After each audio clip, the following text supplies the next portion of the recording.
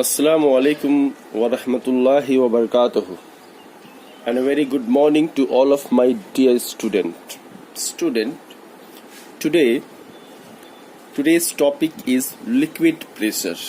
Liquid pressure, like solid, liquid also exert pressure. Okay, solid exert pressure on the surface due to its own weight. Solid has its weight.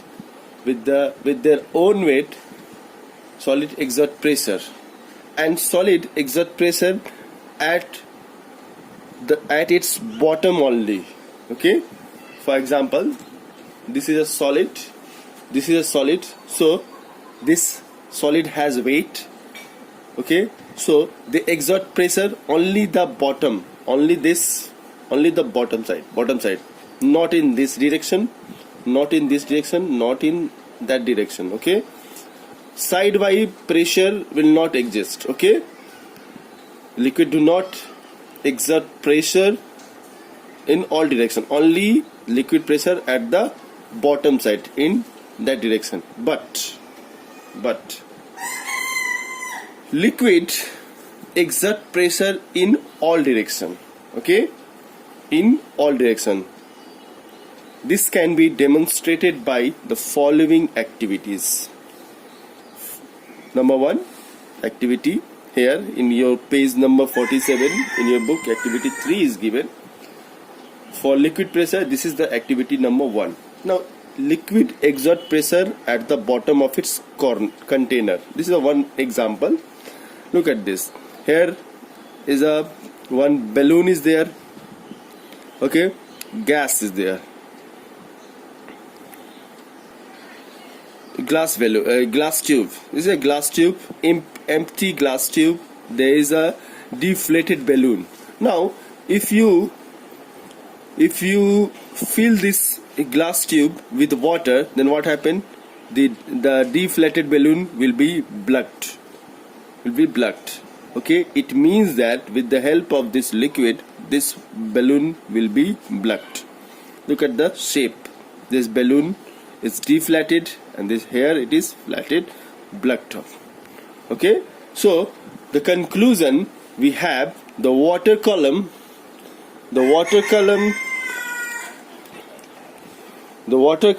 exerts a pressure on the balloon. The force on the balloon is equal to the weight of the water column, which is called the thrust. Okay, here look at this. The force exerted by the water column, the force on the balloon is equal to the weight of the water column. Okay, the force exerted by the force on the balloon is equal to the weight of the water column, which is called thrust. Okay, so this balloon will be blocked off. Okay, blocked out. Okay, why? Because of this water pressure. Okay, so this is activity one of the example that liquid exert pressure.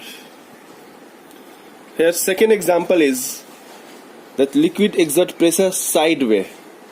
Previous example is liquid exert pressure at the bottom. Here the second example, activity 2, that we will know that liquid exert pressure sideways also on the wall of the container. Now this is the balloon. Okay, this is a glass tube. Okay, now one balloon is deflated balloon is placed here. Now liquid is poured, and what happened? With the help of the liquid pressure, this deflated balloon will be blocked out. So we know that liquid exert pressure sideways also on the wall of the container. Okay, so at that wall of the container, the liquid exert pressure, and with the pressure, this deflated balloon will be blocked out. Clear? So next activity is liquid exert pressure in all direction. Okay, look at this. This is a balloon okay, contain water, okay, this balloon contain water, tie this balloon with his mouth with a very tight, okay. Now if you make a hole in here in all direction, then what happened, the water comes out from this hole with a high pressure, okay. You can do this experiment at your home. So the liquid will come out from all holes, okay. You will notice that water flows out through each holes. This shows that water in the balloon exert pressure in all direction, in all direction. If liquid do not exert pressure in all direction, then the water will not come out from all direction. Clear? So this experiment, this shows that water inside the balloon exert pressure in all direction, okay. Now here next topic is the factor affecting liquid pressure. What factor affecting the liquid pressure? So by the three activities, what we know, number one, we know that liquid exert pressure at the bottom, liquid exert pressure at the sideway, and liquid exert pressure in all direction, in all direction. So three, this solid only exert pressure at the bottom, okay, solid exert pressure at the bottom only, but liquid exert pressure in all these 3 points, okay. Clear? Now here, on what factor liquid exert pressure? There is a 2 factor, very important. Number one, the height of the liquid column, and the density of the liquid column, okay. The liquid pressure increase with the height of the liquid column above the point. More the height of the liquid column, more will be the pressure exert, more will be the pressure, okay. Less the height of the liquid column, less will be the pressure. We will explain this one. Now next one is number 2 is liquid exert pressure. Liquid it depends on the density. The pressure increase with the increase in density. If density, if the density of the liquid is less, then the pressure exerted by the liquid is less. If the density of if a liquid has more density, then the pressure of that liquid is more. So it depends on the density also, okay. Look at the activity regarding this one.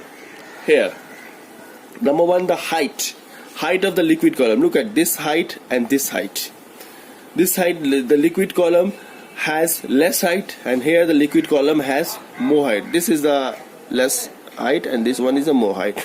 So obviously this one has more water, this one is a less water, okay. It contains, this glass tube has a less water, this glass tube has more water, means the height of the liquid column is less and height of the liquid column is more, okay. Now those have more height, they exert more pressure. So because of the more pressure, this balloon will be blocked out more.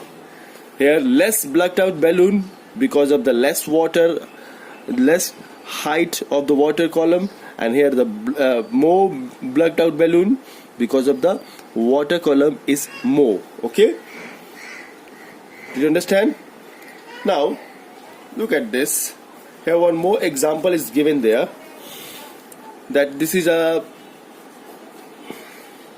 cylinder, okay.